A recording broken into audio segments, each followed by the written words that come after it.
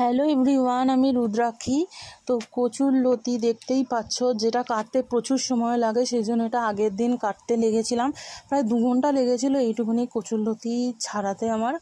আর কচুর লতি খেতে আমি খুব ভালোবাসি। আমার মা ঠাম্মা করতো চিংড়ি মাছ দিয়ে, খুবই ভালো লাগে কচুর লতিটা। কিন্তু আমার হাজব্যান্ডের চিংড়ি মাছে যেহেতু অ্যালার্জি আছে, সেই জন্য আমি এটা রসুন দিয়েই করব।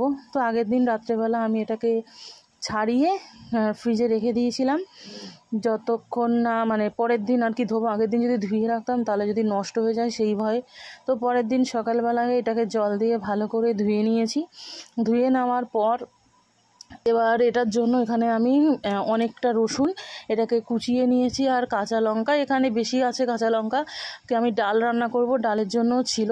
তারপরে আমি একটা ফ্রাইং প্যানে তেল গরম করে তার মধ্যে কাঁচা লঙ্কা আর রসুনটা দিয়েছি। রসুনটা দেওয়ার পরেই লাল লাল হয়ে গেছে। তারপর আমি কচুরলতিটা দিয়েছি। কচুরলতিটা দিয়ে এবার একটু প্রথমে হালকা করে ভেজে নেব কিছুক্ষণ। তো নাড়াচাড়া করতেই থাকতে হবে। আর এই রেসিপিটা খুব ভালো লাগে। তোমরা যারা বাঙাল তারা নিশ্চয়ই খেয়ে দেখেছো, আর যারা বাঙাল নাও এদেশীয় তারাও একবার ট্রাই করে দেখতে পারো। তো একটু নাড়াচাড়া করার পর আমি নুন আর হলুদ দিয়ে দিয়েছি।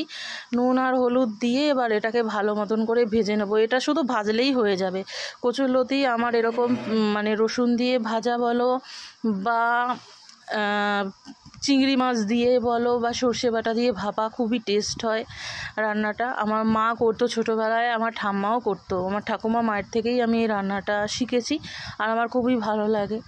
এবার বাঙালরা তো এই রেসিপিটা খেয়েইছো নিশ্চয়ই। তো দেখো আমার কিন্তু কচুরলতিটা একদম ভাজা হয়ে গেছে, এবং ভাজা হয়ে যাওয়ার পর আমি এটাকে খুন্তি দিয়ে একদম ঘেঁটে দিচ্ছি। আর আমার হাজব্যান্ড কোনো দিনই খায়নি এর আগে, তো আজকে ফার্স্ট টাইম ও খাবে। আর আমি দেখো আমার কচুরলতিটা কিন্তু একদম ভাজা হয়ে গেছে, একদম মাখা মাখা হয়ে গেছে। ভালো লাগলে শেয়ার করে দিও। ধন্যবাদ।